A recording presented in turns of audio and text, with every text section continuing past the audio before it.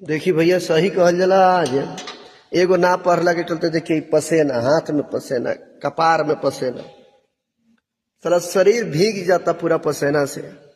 एगो मन लगा के पढ़ला के, ना मन लगा के पढ़ला के, यह नतीजा निकलता भैया। आज बाबूजी हमारे कितना पैसा बर्बाद कलन हमारे पढ़ाई में, लेकिन हम साला पढ़ाई छोड़ के हम चलिए घूमे फलना के साथे चिलना के साथे।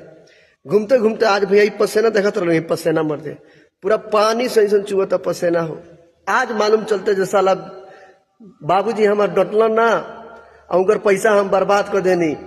बाबूजी तो सोचलन जब बेटा के पढ़ावत नहीं, बेटा हमार ईमानदारी से पढ़त हो, लेकिन साला बेईमानी के नतीजा देख लोग। आज भैया पसेना है पूरा पसेना। ई साला बुझाता जो साला जान निकल जाई, साला जान निकल जाई, साला पूरा शरीर भीज गई। देख लोग पसेना से ही पूरा कपार देह पूरा भीज गई पसेना से।